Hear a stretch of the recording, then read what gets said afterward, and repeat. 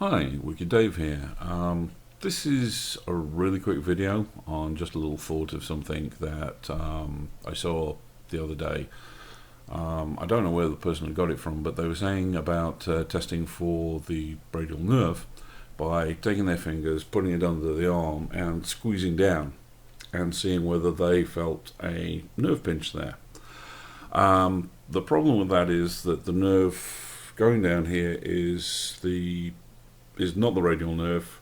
It's along the median line of the arm. It's the median nerve, and that's not what you're going to catch with a TK where you get a radial nerve problem. So that's really not going to help you at all. It's going to give you maybe a false positive or maybe a false sense of confidence that you're not going to encounter a problem when really the problem is somewhere else.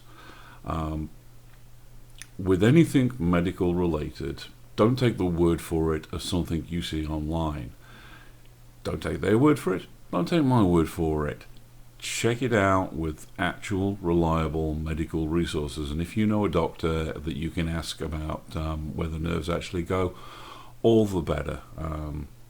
Yeah, not every doctor is a specialist on absolutely everything, but all of them, I promise, to get qualified, did basic anatomy at some stage. So, yeah, look for real medical information as much as possible. Biodigital Human Resource Online is a good one. I'll put a link for that down below along with the other links. And yeah, just a quick thought, but one that I hope is helpful. Cheers. Okay, I recorded that previous clip in a little bit of a hurry last night, so I wanted to put some additional information on. Here we have a picture of the skeleton with the median nerve right there in the middle going down the center of the arm. If we add the radial nerve on, you can see that the radial nerve actually spirals around the back of the arm and isn't quite there.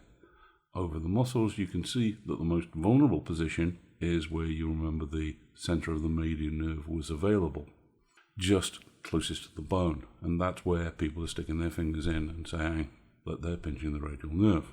Now, turning to the back, currently we have the muscles covering the nerves. I'm going to strip away the muscles in a moment, and here you see the radial nerve clearly visible on the back of the arm, and the median nerve, you can see it there, disappearing really close to the bone in the middle of the arm. So I hope that little bit of extra information helps there and helps to visually display which nerve you're actually getting at when you try that so-called radial nerve test. Okay, what I've gone and done now is take my own advice, and before I've published this I have consulted a real doctor to ask whether what I have presented is accurate or not, and this is his reply. Everything you said is correct. The only thing I would add is that the ulnar nerve travels along the same medium aspect of the arm as well, just below the brachial artery. Yes, this test is inappropriate for predicting susceptibility to focal radial nerve injury because, first, the type of nerve injury related to the pressure in the axilla is not isolated to the radial nerve but to the posterior cord, is rare as peripheral nerve injury and not indicated with the mechanics in rope bondage.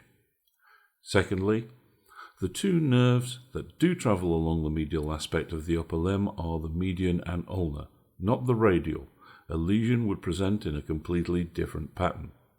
Thirdly, most of our current understanding points to pressure and shearing forces to the posterior lateral aspect of the upper limb being the cause of most radial nerve injuries.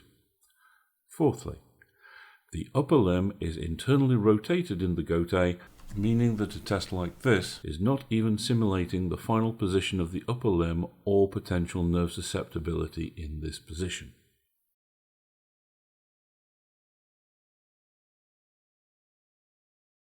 Thanks for watching. If you've enjoyed this or any of my videos, please link, share, subscribe.